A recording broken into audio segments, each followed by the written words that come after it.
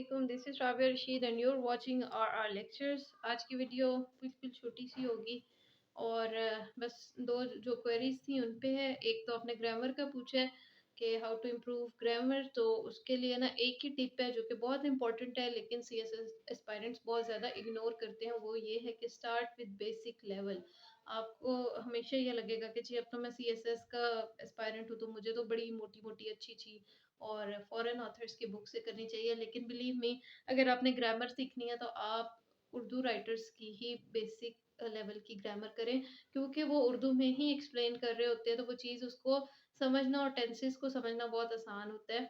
तो ये अफ़ज़ाल अनवर मुफ्ती की बुक जो है ना, जो कि सर तैमूर रीड राइट वाले बहुत ज़्यादा रिकमेंड करते हैं, और उस वक़्त भी जब सर ने फर्स्ट टाइम कहा था तो यही लग रहा था कि सर ने इतनी रिडंडेंट सी मतलब बच्चों वाली पुरानी बुक क्यों हमें कही है। बिल्कुल छोटी सी पतली सी ये बुक्स है और मेरा ख्याल है कि 50-60 रुपीज़ की अब होगी ये एक बुक। तो छोटी छोटी ये 3 बुक्स हैं और बहुत सिंपल और बहुत ईजी हैं। और ये बचपन में मैंने कहीं कही थी, मेरे अब्बू को भी बहुत पसंद थी। तो मतलब वो जो है ना उस वक़्त तो रो-रो के की थी, लेकिन अब ये पता था कि मार्क्स चाहिए तो ज़रा एक्टिवली की थी। तो इस तरह जो है ना सर ने हमें कहा था कि डेली आप इसको करें। मतलब आपने ना ये कुछ दिन लगा के ये कवर कर लेनी है। तो मैंने फिर एक इस तरह जो है ना एक रजिस्टर बना लिया और उसके ऊपर ये देख लें।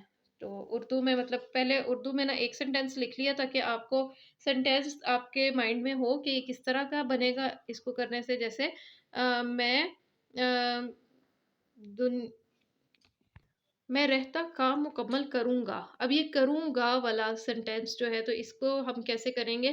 तो ये इस तरह इसकी इंग्लिश बनेगी विल या शैल, फिर फर्स्ट फॉर्म और फिर जो है ऑब्जेक्टिव।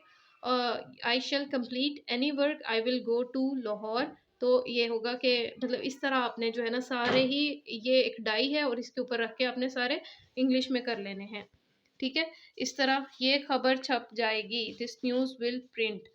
तो अब यानी मतलब आपको जो है ना ये सिंपल सा सेंटेंस ट्रांसलेट करना मुश्किल हो रहा होता है, लेकिन अगर हम प्रैक्टिस करेंगे ना, अब ये इतने सारे सेंटेंसेस थे ना, मतलब कई दफ़ा लग रहा होता था 1-2 कर लो ना तो यूँ लग रहा होता है कि अगले जो 10 है ना वो खामखा की हसल है और वो बस ऐसे ही जो है ना मुश्किल काम है, करी जा रहे हैं, एक जैसी चीज़ अच्छी नहीं लग रही होती। लेकिन ये मतलब बोरिंग काम करना पड़ता है ग्रामर को जो है ना पॉलिश करने के लिए, ठीक है? इस तरह जो है ना ये देखिए सारे ही सेंटेंसेस मैंने हेडिंग बना के और ये ट्रांसलेशंस में भी यूज़ किए थे, उसमें ट्रांसलेशन दी होती है, ठीक है? क्या है? बड़ा मेरा गंदा सा रजिस्टर है, खोल लिया मैंने यहाँ पे। खैर मतलब यानी ना इसमें मैंने डायरेक्ट इनडायरेक्ट भी किए थे, एक्टिव पैसिव शायद मैंने इतने नहीं किए, लेकिन मुझे जहाँ तक लगता है ना मैंने यहाँ पे डायरेक्ट इनडायरेक्ट काफ़ी किए थे। खैर निकल नहीं रहे अभी, लेकिन इसमें मैंने इस पे की थी, काफ़ी मेहनत की थी, तो इसको जो है ना कुछ अर्सा लगा के ना कोई 10-15 दिन में ना ये टेंसेस मतलब देख के वो उर्दू में एक्सप्लेन करते हैं और फिर इंग्लिश में प्रैक्टिस करवाते हैं। इस तरह है ये बुक ना, तो ये ले लें, अच्छी बुक है। इससे बेसिक लेवल की आपकी ग्रामर बड़ी अच्छी हो जाएगी और बेसिक लेवल ही चाहिए होता है आपको ना। आपने मतलब वो वाला लेवल चाहिए आपको जिसमें आपके अपने थॉट्स को आप क्लियरली पहुँचा सको आगे, बस ये होता है, ठीक है? तो इसमें ये है कि ग्रामर बिल्कुल आपकी ठीक हो जाएगी अगर आप बेसिक से स्टार्ट करेंगे, बहुत ज़्यादा इसमें आपको मेहनत नहीं लगेगी, ये स्मार्ट वर्क है। तो इतना कर लें तो अच्छा रह जाएगा। दिल नहीं कर रहा होता, पता है हमारा भी नहीं दिल कर रहा था। जब सर ने बताई थी ना, तो बहुत सारे लोगों ने इसको अच्छा नहीं फ़ॉलो किया था, मैंने भी उस वक़्त इतना सीरियसली नहीं इसको लिया था, लेकिन इसका फ़ायदा होता है।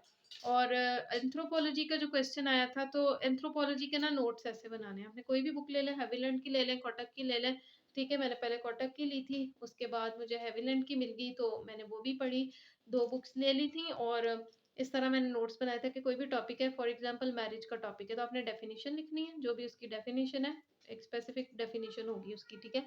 फिर उसमें टाइप्स आ जाएँगी, तो जिसमें टाइप्स हैं, टाइप्स लिखें, जो कोई इस तरह का जिसमें प्रोस एंड कॉन्स हैं या कुछ इस तरह की चीज़ें हैं, मज़ीद उसको डिटेल में आपने एक्सप्लेन करना है, वो डिटेल्स लिखेंगे, फिर आप टाइप्स पे आएँगे, तो हर टाइप के साथ उसकी एक केस स्टडी होगी, बुक में दी होती है। वो केस स्टडी ना इस तरह आपने पार्टीशन कर लेना है, पेज का 1/3 हिस्सा छोड़ देना है और केस स्टडी के लिए जगह छोड़ देनी है, क्योंकि कभी-कभी ये होता है कि एक बुक से आपको केस स्टडी नहीं मिलती, वो दूसरी बुक में कहीं लिखी होती है, या आप वैसे ही कहीं पढ़ते-पढ़ते आगे जाके आपको ख़्याल आता है कि इस टाइप में तो मैं ये केस स्टडी डाल सकता हूँ, हो सकता है वो किसी और चैप्टर में हो, ठीक है? तो वो आप इस तरह उसको दोबारा आएँगे तो आपके पास जगह बची होगी अपने नोट्सेस में, तो वहाँ पे आपने केस स्टडी डाल देनी है। एंथ्रोपोलॉजी में केस स्टडीज़ बहुत इंपॉर्टेंट होती हैं, टॉपिक एक्सप्लेन करने में भी और वैसे भी। बाकी इंग्लिश अच्छी कैसे करें इसके ऊपर तो मैंने बहुत दफ़ा वीडियो बना दी है, वोकैबुलरी के ऊपर भी बनाई है और हाउ टू इम्प्रूव इंग्लिश, उसमें मेरा ख़्याल है मैंने बल्कि ना काफ़ी पहले की बात है, एक प्लेलिस्ट अलहदा से भी बनाने की कोशिश की थी, जिसमें बिल्कुल बेसिक अपनी जो है ना मतलब वो कोई इतनी मतलब इतनी अच्छी उसके वीडियो का जो है ना रेज़ोल्यूशन वग़ैरह अच्छा नहीं है, लेकिन मैंने ना उसपे एक स्टोरी के फ़ॉर्म में समझाने की कोशिश की थी कि वोकैबुलरी कैसे बेहतर की जा सकती है। शॉर्ट वीडियो नहीं है वो, वैसे एक वीडियो है अलहदा से, तो वो देख लेना।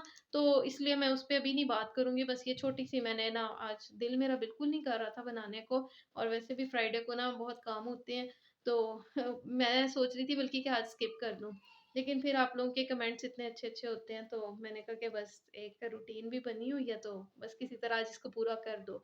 तो आई होप कि समझ आ गई है, बाकी एंथ्रोपोलॉजी की बुक्स के ऊपर भी मैंने एक वीडियो बना दी है, ठीक है? और बस इसको जो है स्ट्रैटेजी मेरी क्या थी कवर करने की, ये तो मेरे सबसे ईज़ी सब्जेक्ट था। पता नहीं मुझे एक तो पसंद भी बहुत था और सबसे आसान भी मुझे यही लगा करते हुए। पहले मैं कोटक की बुक लेके बैठ गई और जितने उसमें टॉपिक्स थे सिलेबस में, वो सारे टॉपिक मैंने वन बाय वन उस बुक से कवर किए और सारे टॉपिक नहीं थे, ठीक है? जो सिलेबस था ना वो पूरा का पूरा बुक में नहीं था, लेकिन जो टॉपिक्स थे काफ़ी ज़्यादा थे, 70% सिलेबस कोटक और हेविलैंड दोनों आपका कवर कर रही होती हैं। तो मैंने बस 70% किया था और बाकी थ्योरीज़ वग़ैरह जो है ना मैंने बाद में बहुत बाद में एक बुक ली थी। वो मैंने बताई हुई है बुक, उसमें ना ब्लैक कलर की है, थ्योरीज़ ही हैं उसके अंदर और उसपे क्रिटिसिज़्म है उन थ्योरीज़ का।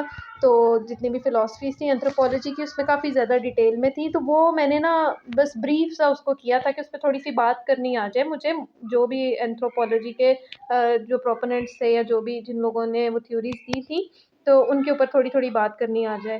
तो ओवरऑल जो है ना पहले एक बुक मैंने ख़त्म की थी सिलेबस वाइज़ और फिर दूसरी को लेके बैठी थी और तकरीबन उसमें चीज़ें दोनों बुक्स में सेम थी, केस स्टडीज़ थोड़ी-सी डिफरेंट थी या लैंग्वेज का थोड़ा-सा फ़र्क था, लेकिन ओवरऑल मतलब अच्छा था, दोनों में ही तकरीबन सिमिलर था, बहुत ज़्यादा एक्स्ट्रा नहीं करना पड़ा, 2-3 टॉपिक हेविलैंड में एक्स्ट्रा थे और मैंने ये सोच लिया था कि 70% मैंने कर लेना है और 30% जो रह गया बस रह गया।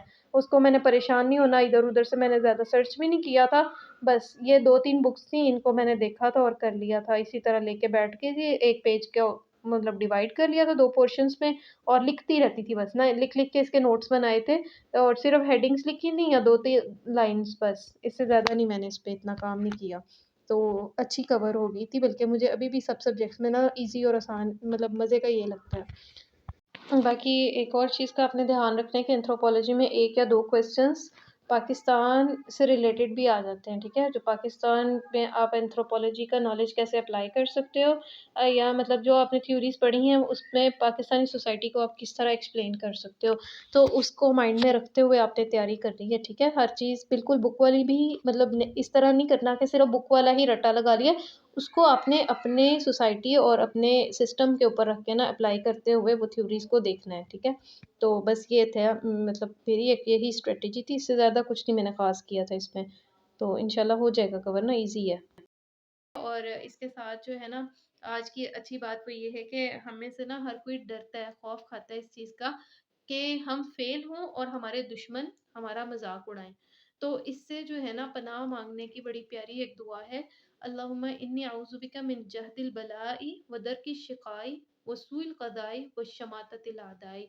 ऐ अल्लाह मैं आपसे पनाह माँगता हूँ, जहदिल बलाई शदीद किस्म की सख्त मेहनत से पनाह माँगता हूँ, व दरकी शिकाई और ज़बरदस्त मुशक्क़त से, वसूइल क़ज़ाई और बुरी क़ज़ा से, क़ज़ा यानी बुरी जो है तकदीर उससे, वो शमाततिल आदाई और दुश्मन के खुश होने से। तो शमातत का जो वर्ड है ना, इसका मतलब है कि दुश्मन को ऐसी फीलिंग आए खुशी वाली आपकी हार से। तो इस चीज़ से बहुत ज़्यादा दुआ मांगा करें, क्योंकि जब इतना बड़ा इंसान कॉज़ कर उसके लिए कुछ कर रहा होता है ना, तो और ऐसे लोगों को पता चलता है जो खुश नहीं हो रहे होते हमारी कामयाबियों से, बल्कि दिल ही दिल में सोच रहे होते हैं कि ये फेल ही हो जाए तो अच्छी बात है। तो उस चीज़ से पनाह माँगने की ये बड़ी ही खूबसूरत दुआ है, इसको रूटीन का हिस्सा बनाएँ, सुबह-शाम इसको डेली जो है वो रिसाइट किया करें। तो इसके साथ मुझे इजाज़त दें, अस्सलाम वालेकुम।